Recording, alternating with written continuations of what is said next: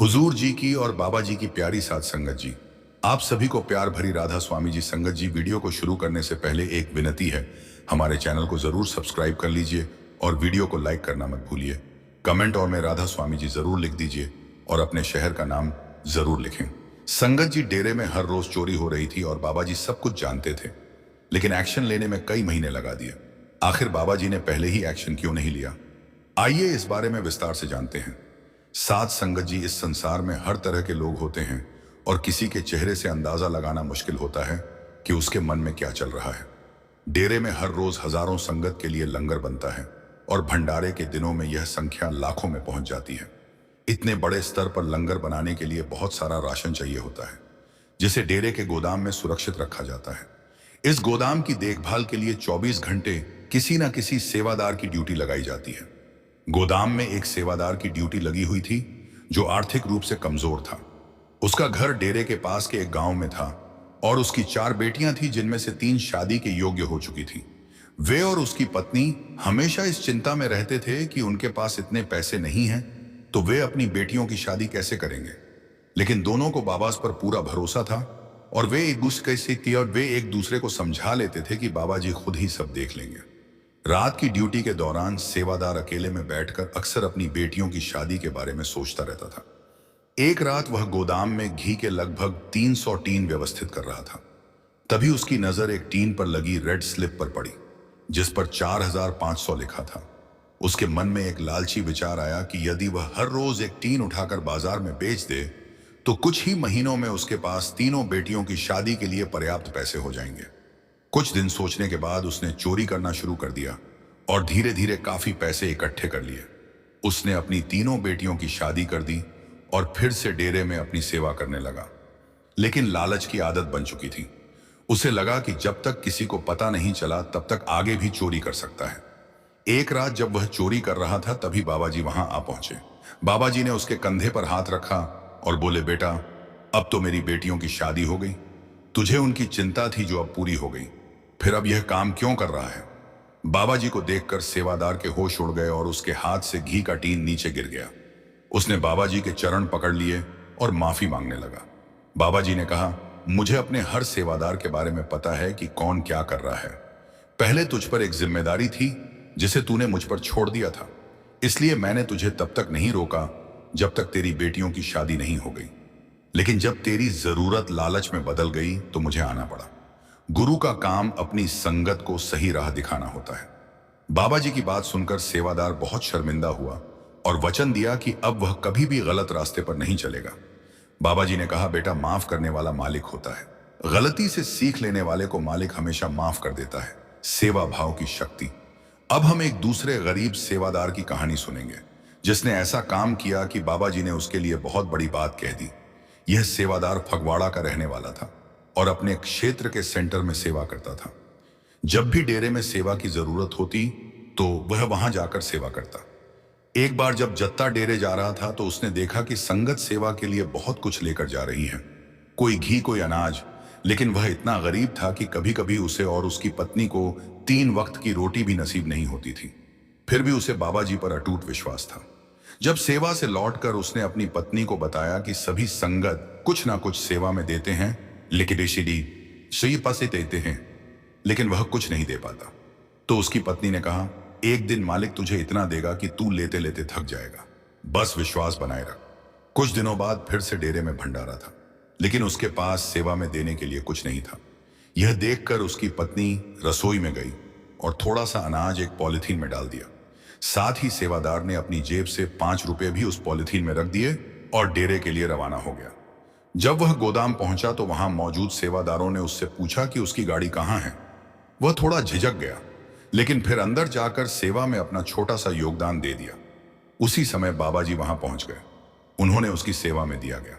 अनाज का पॉलिथीन उठाया और बोले, यहां जितनी भी अनाज की बोरियां पड़ी हैं उनमें मुझे सबसे ज्यादा जरूरत इसी पॉलिथीन की है। मालिक को हमारी चीजों की जरूरत नहीं, बल्कि हमारे सेवा भाव से प्रेम होता है। बाबा जी ने आगे कहा, एक दिन तू भी यहां अनाज की बोरियां लेकर आएगा। मालिक पर विश्वास रख। इसके बाद इस सेवादार के दिन ऐसे बदले कि किसी की सलाह पर उसने शहर में एक छोटा सा ढाबा खोल लिया। मेहनत और ईमानदारी से उसका काम चल निकला। जो कभी रुपए और थोड़ा सा अनाज सेवा में देने में हिचक चाहता था, आज अपनी कमाई का एक बड़ा हिस्सा डेरे में दान करता है। बाबा जी की कृपा से उसके पास अब खुद का घर है और उसके बच्चे अच्छे स्कूल में पढ़ते हैं। सीख दोनों ही सेवादार गरीब थे, लेकिन एक अपार अपने मन के बहकावे में आकर गलत राह पर चला गया, जबकि दूसरे ने सच्चे भाव से सेवा की और बाबा जी की कृपा पाई। बाबा जी हमें सिखाते हैं कि सेवा भाव सबसे महत्वपूर्ण है, ना कि यह कि हमने कितना दिया। संगत जी, जो बाबा का प्रसाद है उसमें इतनी शक्ति और ताकत है कि वह एक चोर को भी सत्संगी बना सकता है। यह बात बिल्कुल सत्य है कि बाबा जी का प्रसाद एक चोर को भी सत्संगी बना सकता है। लेकिन हम क्या करते हैं, हम डेरे से प्रसाद तो ले लेते हैं, परंतु उसकी उचित तरह से देखभाल नहीं करते। प्रसाद को जेब में रख लेते हैं, फिर घर आकर किसी डिब्बी में डाल देते हैं और कहीं भी रख देते हैं, कभी बेड पर, कभी अलमारी में, कभी फ्रिज में। मैंने कई बार देखा है कि लोग प्रसाद की डिब्बी को संभाल कर नहीं रखते। बच्चे उसे खेल में फेंक देते हैं, पैरों में गिरा देते हैं। अगर हम प्रसाद की इज्जत नहीं कर सकते तो हमें उसे लेना ही नहीं चाहिए। उसमें बहुत शक्ति है, बहुत ताकत है। वह बाबा जी के डेरे से मिला है, इसलिए हमें इसका पूरा सम्मान करना चाहिए। अब मैं आपको एक साखी सुनाने जा रहा हूं, जिसे सुनने के बाद शायद आप सच में प्रसाद का सम्मान करना सीख जाए। साखी चोर से सत्संगी बनने का सफर बहुत समय पहले की बात है। एक गांव से डेरे की ओर एक बस जाया करती थी। उस समय बसें बहुत कम चलती थीं और जब तक पूरी भर नहीं जाती थी तब तक वे चलती नहीं थीं। दूर दूर से लोग आते और उसी बस में सवार होकर डेरे जाया करते थे। अब उसी गांव में दो चोर रहते थे। उन्होंने एक योजना बनाई कि जो लोग डेरे जाते हैं उनके पास पैसे, बैग, सामान आदि होता है, तो क्यों ना उन्हें लूट लिया जाए। वे यह सोचकर किसी सुनसान जगह पर यात्रियों को रोकते और मारपीट कर उनका सामान छीन लेते, फिर 2-3 हफ्तों के लिए गायब हो जाते ताकि कोई उन्हें पहचान ना सके। एक दिन एक सत्संगी भाई डेरे से वापस लौट रहा था। उसके पास बस एक छोटा सा बैग था जिसमें एक जोड़ी कपड़े और बाबा जी का प्रसाद था। जैसे ही वह गांव में उतरा और घर की ओर चलने लगा, वे दोनों चोर उस पर टूट पड़े। उन्होंने उससे कहा, कुछ पाता, जो कुछ भी है निकाल दो। वह भाई बोला, मेरे पास कुछ भी नहीं है, सिर्फ कपड़े और प्रसाद है। पर चोरों को यकीन नहीं हुआ। वे बोले, झूठ मत बोलो, जरूर बैग में पैसे होंगे। जब उस भाई ने बैग देने से मना किया तो उन्होंने उससे मारपीट की और जबरदस्ती बैग छीनकर भाग गए। वह सत्संगी बहुत दुखी हुआ। उसे अपने कपड़े या बैग की चिंता नहीं थी, बल्कि इस बात का दुख था कि बाबा जी का प्रसाद उसके हाथ से चला गया। वह घर जाकर बहुत रोया। उसकी पत्नी ने उसे समझाया, जो भी होता है बाबा जी की मर्जी से होता है। हो सकता है कि इससे भी बड़ा नुकसान टल गया हो। प्रसाद की शक्ति। उधर उन चोरों ने जब सुनसान जगह पर बैग खोला तो उसमें सिर्फ एक जोड़ी कपड़े और प्रसाद का पैकेट निकला। एक चोर बोला, हमने इतनी मेहनत की, मारपीट की और मिला क्या? सिर्फ कपड़े और प्रसाद। दूसरा चोर बोला, मेरी पत्नी बहुत धार्मिक है, उसे नहीं पता कि मैं चोर हूं। मैं यह प्रसाद बस घर ले जाता हूं, उसे बहुत खुशी होगी। चोर ने प्रसाद घर ले जाकर अपनी पत्नी को दे दिया और कहा, यह एक दोस्त ने दिया है, तुम रख लो। उसकी पत्नी बहुत धार्मिक थी। उसने प्रसाद को बहुत श्रद्धा से खाया और अपने बच्चों को भी दिया। उनमें से एक बच्चा बहुत बीमार रहता था, लेकिन प्रसाद खाने के बाद धीरे धीरे वह ठीक होने लगा। अब उस महिला को महसूस होने लगा कि इस प्रसाद में कोई अद्भुत शक्ति है। उसने सोचा कि अब मैं अपने पति को भी यह प्रसाद दूंगी, शायद उनके अंदर भी कोई बदलाव आ जाए। चोर का हृदय परिवर्तन। अब वह रोज अपने पति को प्रसाद के 2 दाने खाने के लिए देने लगी। धीरे धीरे उसका पति बदलने लगा। उसे बुरी आदतों से घृणा होने लगी चोरी करने का मन नहीं करता था। एक दिन उसका पुराना साथी फिर आया और बोला, भाई बहुत दिन हो गए, अब कोई बड़ी चोरी करते हैं। लेकिन अब वह बदल चुका था। उसने मना कर दिया, मुझे अब यह सब अच्छा नहीं लगता, हमें दूसरों को दुख नहीं देना चाहिए। उसका साथी गुस्से में बोला, तू पागल हो गया है, इतने सालों से हम यह काम कर रहे हैं और अब अचानक तेरा मन बदल गया। लेकिन उस चोर ने कहा, हाँ मेरा मन बदल गया है और यह बाबा जी के प्रसाद की शक्ति। यह कहकर उसने अपने साथी से नाता तोड़ लिया और अपने घर लौट आया। उसने अपनी पत्नी को सारी सच्चाई बताई, कैसे वह सालों से चोरी कर रहा था, लेकिन अब उसका मन बदल गया है। उसकी पत्नी ने कहा, ओ अब यह बाबा जी की कृपा है। प्रसाद में इतनी ताकत होती है कि यह बुरी आदतों को भी छुड़ा सकता है। इसके बाद वह चोर सत्संग में जाने लगा और कुछ ही समय में वह पूरी तरह से बदल गया। अब वह लोगों की मदद करने लगा और ईमानदारी की राह पर चल पड़ा। संगत जी, यह साखी हमें क्या सिखाती है? बाबा जी के प्रसाद का पूरा सम्मान करें। प्रसाद में अद्भुत शक्ति होती है, इसे कभी भी अनादर से ना रखें। यह जीवन बदल सकता है, बुरी आदतें छुड़ा सकता है और सत्संग से जोड़ सकता है। गुरु महाराज जी का भजन सिमरन और एक भक्त की जिज्ञासा एक समय की बात है। एक भक्त के मन में बड़ी जिज्ञासा उत्पन्न हुई। वह सोचने लगा कि क्या गुरु महाराज जी भी वैसे ही भजन सिमरन करते हैं जैसा कि वे अपने शिष्यों को करने के लिए कहते हैं। उसे यह देखने की तीव्र इच्छा हुई कि गुरु महाराज जी रात में क्या करते हैं और कितनी श्रद्धा से भजन सिमरन करते हैं। यह विचार उसके मन में बार बार आने लगा और उसने तय किया कि वह स्वयं इसका उत्तर खोजे। गुप्त रूप से गुरु महाराज जी को देखने की योजना रात का समय हुआ। गुरु महाराज जी दिन भर के सत्संग, सेवा और अन्य आवश्यक कार्यों को पूर्ण करके रात 10:30 पर अपने कमरे में चले गए। भक्त ने चुपचाप उनके कमरे की खिड़की के पास जाकर खड़े होने का निश्चय किया। वह बिना कोई आवाज किए कोने में खड़ा होकर देखने लगा कि गुरु महाराज जी अब क्या करते हैं। गुरु महाराज जी ने कमरे में प्रवेश किया और थोड़ी देर के लिए शांति से बैठे। फिर उन्होंने अपनी आंखें बंद की और एक पैर पर खड़े होकर भजन सिमरन करने लगे। भक्त यह देखकर हैरान रह गया। उसने सोचा, गुरु महाराज जी एक पैर पर खड़े होकर भजन सिमरन क्यों कर रहे हैं? क्या इस प्रकार भजन सिमरन करने से कोई विशेष लाभ होता है? भक्त कुछ देर तक देखता रहा, लेकिन उसे इस बात का उत्तर नहीं मिला। धीरे धीरे उसे नींद आने लगी और वह वहीं खिड़की के पास सिर टिकाकर सो गया। रात का बीतना और गुरु महाराज जी का निरंतर भजन सिमरन लगभग 3 घंटे बीत गए। भक्त की आंख अचानक खुली। उसने उत्सुकता से खिड़की के अंदर झांका और यह देखकर आश्चर्यचकित रह गया कि गुरु महाराज जी अभी भी उसी स्थिति में एक पैर पर खड़े होकर भजन सिमरन कर रहे थे। क्या यह संभव है? 3 घंटे से अधिक समय हो गया, फिर भी गुरु महाराज जी उसी अवस्था में भजन कर रहे हैं। भक्त मन ही मन सोचने लगा। थोड़ी देर बाद गुरु महाराज जी ने अपना आसन बदला। उन्होंने भजन सिमरन से थोड़ी देर का विराम लिया। कमरे में कुछ क्षण टहलते रहे और फिर इस बार दोनों पैरों पर खड़े होकर भजन सिमरन करने लगे। भक्त यह देखकर और भी चकित हो गया। अब गुरु महाराज जी ने अपनी मुद्रा क्यों बदल दी? पहले वे एक पैर पर थे, अब दोनों पैरों पर। इसके पीछे क्या कारण हो सकता है?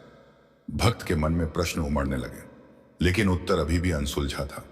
कुछ समय तक भक्त देखता रहा, फिर उसकी आंखें फिर से लग गईं और वह गहरी नींद में सो गया। रात का अंतिम पहर और भजन सिमरन का निरंतर अभ्यास, कुछ और घंटे बीत गए। जब भक्त की आंख फिर से खुली तो उसे एहसास हुआ कि अब सुबह होने ही वाली है। उसने खिड़की के अंदर देखा और पाया कि अब गुरु महाराज जी बैठ पे और भजन सिमरन कर रहे थे। पहले एक पैर पर, फिर दोनों पैरों पर, और अब बैठकर। आखिर इसका क्या रहस्य है? भक्त सोचने लगा। धीरे धीरे सुबह हो गई। गुरु महाराज जी ने अपनी साधना समाप्त की, स्नान किया और अपने रोजाना की सुबह की सैर के लिए निकल पड़े। भक्त तुरंत उनके पीछे से चल पड़ा। भक्त का प्रश्न और गुरु महाराज जी का उत्तर कुछ दूरी तय करने के बाद भक्त ने गुरु महाराज जी को रोक लिया और हाथ जोड़कर विनम्रता से बोला, गुरु महाराज जी, मैं पूरी रात आपकी खिड़की के पास खड़ा रहा। मैंने आपको भजन सिमरन करते हुए देखा, लेकिन एक बात मेरी समझ में नहीं आई। आपने पहले एक पैर पर खड़े होकर भजन किया, फिर दोनों पैरों पर और अंत में बैठकर। ऐसा क्यों? गुरु महाराज जी यह सुनकर मुस्कुराए और बड़े प्रेम से बोले, बेटा, अब तुमने देख लिया ना बहुत, अब सुनो मैं ऐसा क्यों करता हूं। गुरु महाराज जी ने भक्त की ओर देखते हुए गहरे अर्थों से भरी बातें कही। जब मैं एक पैर पर खड़ा होकर भजन सिमरन करता हूं तो यह उन भक्तों के लिए होता है जिन्होंने नाम दान लिया है, लेकिन वे भजन सिमरन बिल्कुल नहीं करते। मुझे उनकी ओर से खुद भजन स्मरण करना पड़ता है। जब मैं दोनों पैरों पर खड़ा होकर भजन स्मरण करता हूं तो यह उन भक्तों के लिए होता है जो भजन सिमरण तो करते हैं लेकिन पूरा समय नहीं देते। वे कुछ समय के लिए बैठते हैं लेकिन मन को स्थिर नहीं कर पाते, और अंत में जब मैं बैठकर भजन स्मरण करता हूं तो वह मैं अपने लिए करता हूं, क्योंकि मेरे गुरु ने भी मुझे नाम दान दिया था और मैं नहीं चाहता कि मेरे गुरु को मेरी जिम्मेदारी उठानी पड़े। भक्त यह सुनकर अक रह गया। उसकी आंखें भर आईं। उसे यह एहसास हुआ कि गुरु महाराज जी केवल अपनी साधना ही नहीं कर रहे थे, बल्कि अपने शिष्यों की भी जिम्मेदारी निभा रहे थे। इस साखी से मिलने वाली शिक्षा, इस साखी से हमें यह सीख मिलती है कि जब गुरु हमें नाम देते हैं तो वे हमारी आध्यात्मिक जिम्मेदारी भी अपने ऊपर लेते हैं, लेकिन हमारा भी कर्तव्य बनता है कि हम अपने सद्गुरु के भरोसे पर खरे उतरे और नियमित रूप से पूरे समर्पण के साथ भजन सिमरण करें। गुरु हमारे उद्धार के लिए हर संभव प्रयास करते हैं, लेकिन यदि हम भजन सिमरण में लापरवाही करेंगे तो इसका बोझ हमारे गुरु पर पड़ेगा। इसलिए हमें रोजाना पूरी श्रद्धा और प्रेम से भजन सिमरन करना चाहिए, ताकि हम अपने गुरु की मेहनत का मान रख सकें और आध्यात्मिक मार्ग पर आगे बढ़ सकें। निष्कर्ष, भजन सिमरन सिर्फ एक साधारण प्रक नहीं है, यह हमारे जीवन का सबसे महत्वपूर्ण कार्य है। जब गुरु हमें नाम दान देते हैं तो वे हमारे भविष्य की जिम्मेदारी भी उठाते हैं, लेकिन हमें अपने गुरु को उत्तरदायी ना बनाकर स्वयं अपने आत्मिक कल्याण का ध्यान रखना चाहिए। सतगुरु का सच्चा प्रेम वही है जो हमें भजन सिमरन में लगने की प्रेरणा दे। सहारनपुर के पास एक गांव में एक सत्संगी परिवार रहता था। इस परिवार में एक लड़की थी जो अपने सदगुरु बाबा जी को बहुत मानती थी। वह उनकी शिक्षाओं पर पूरा विश्वास रखती थी और हमेशा उनका नाम लेकर ही अपने दिन की शुरुआत करती थी। लड़की पढ़ाई में बहुत अच्छी थी और हर शाम ट्यूशन पढ़ने जाया करती थी। लेकिन एक दिन उसके ट्यूशन टीचर ने उसे देर रात तक रुकने को कहा। पढ़ाई के प्रति उसका समर्पण इतना गहरा था कि उसने बिना कुछ कहे मान लिया, लेकिन उसे इस बात का अंदाजा नहीं था कि घर लौटते समय वह कैसी स्थिति में फंस सकती है। जब वह ट्यूशन से निकली तो रात बहुत हो चुकी थी। चारों ओर अंधेरा था और रास्ते पर सन्नाटा था। वह थोड़ी डरी हुई थी, लेकिन उसे अपने गुरु बाबा जी पर पूरा भरोसा था। उसने उनके नाम का जाप करना शुरू कर दिया और हिम्मत जुटाकर पैदल ही घर की ओर चल पड़ी। थोड़ी दूर जाने के बाद उसने एक ऑटो को आते देखा। वह ऑटो उसके पास आकर रुका और ड्राइवर ने कहा, बेटा इतनी रात को अकेले कहाँ जा रही हो? आओ मैं तुम्हें घर छोड़ देता हूँ। लड़की पहले तो हिचकिचाई और सोचने लगी कि कहीं यह गलत फैसला ना हो जाए, लेकिन उस सुनसान रास्ते में और कोई साधन नहीं था। मजबूरी में उसने ऑटो में बैठने का फैसला किया, लेकिन मन में डर भी था। उसने मन ही मन अपने सदगुरु बाबा जी को याद किया और उनसे प्रार्थना की कि वे उसकी रक्षा करें। कुछ देर बाद जब उसका घर आ गया तो उसने ऑटो ड्राइवर से गाड़ी रोकने को कहा। उसने अपनी जेब से पैसे निकाले और किराया देने लगे। इस पर ऑटो वाला थोड़ा गुस्से में बोला, बेटा यह गलत है। तुम 2 लोग थे, लेकिन किराया सिर्फ एक का दे रही हो। तुम्हारे साथ जो दाढ़ी वाले सरदार बैठे थे उनका किराया कौन देगा? यह सुनकर लड़की चौंक गई। उसने तो खुद को अकेला समझा था, लेकिन अब उसे समझ आया कि उसके सदगुरु बाबा जी उसकी रक्षा के लिए उसके साथ थे। उसकी आंखों से आंसू बहने लगे। उसने तुरंत ऑटो वाले को किराया दिया और घर की ओर दौड़ पड़ी। कमरे में जाकर वह बाबा जी की तस्वीर के सामने बैठ गई और रोते हुए बोली, बाबा जी आपने मेरी इतनी रक्षा की, शुक्रिया, काश मैं आपको देख पाती। इस घटना से लड़की को एहसास हुआ कि जब भी हम सच्चे मन से अपने गुरु को पुकारते हैं तो वे हमारी रक्षा के लिए हमारे साथ होते हैं। उनका प्यार और दया हमेशा हम पर बनी रहती है। हमें बस अपने गुरु पर अटूट विश्वास और प्रेम रखना चाहिए। गुरु कृपा की एक और सुंदर साखी एक बार सतगुरु बाबा जी पर जा रहे थे। रास्ते में उन्होंने अपने ड्राइवर से कहा, गाड़ी दाई ओर ले लो और यहीं रोक दो। ड्राइवर ने बिना कोई सवाल किए गाड़ी रोक दी। बाबा जी उतरकर एक मोची की दुकान पर गए और अपने जूते पॉलिश करने को दिए। मोची एक बुजुर्ग व्यक्ति था जिसने बिना सिर उठाए जूते पॉलिश कर दिए। जब बाबा जी ने पैसे दिए तो मोची ने बचे हुए पैसे वापस करने के लिए हाथ बढ़ाया। बाबा जी बोले, बापू ये पैसे रख लो।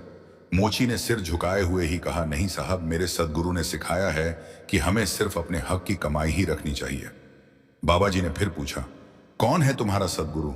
मोची ने अपनी दुकान पर टंगी एक छोटी सी तस्वीर की ओर इशारा किया और कहा, यही है मेरे सुगुरु जो व्यास में रहते हैं। बाबा जी मुस्कुराए और बोले, बापू जरा एक बार सिर उठाकर देख तो लो, शायद वही हो जिनसे मिलने की तुम इतनी देर से तमन्ना कर रहे हो। जब मोची ने सिर उठाकर देखा तो उसकी आंखों से आंसू बहने लगे। सामने वही सदगुरु खड़े थे जिनसे वह बरसों से मिलने की प्रार्थना कर रहा था। वह बाबा जी के चरणों में गिर पड़ा और फूट फूट कर रोने लगा। सीखने योग्य बात इन दोनों साखी से हमें यह सीखने को मिलता है कि जब भी हमारा प्यार, श्रद्धा और विश्वास सच्चा होता है तो सदगुरु स्वयं हमारे पास आते हैं। वे हमारे हर हाल को जानते हैं और जब जरूरत होती है तो हमारी मदद भी करते हैं। हमें बस अपने गुरु पर पूरी श्रद्धा और भरोसा रखना चाहिए।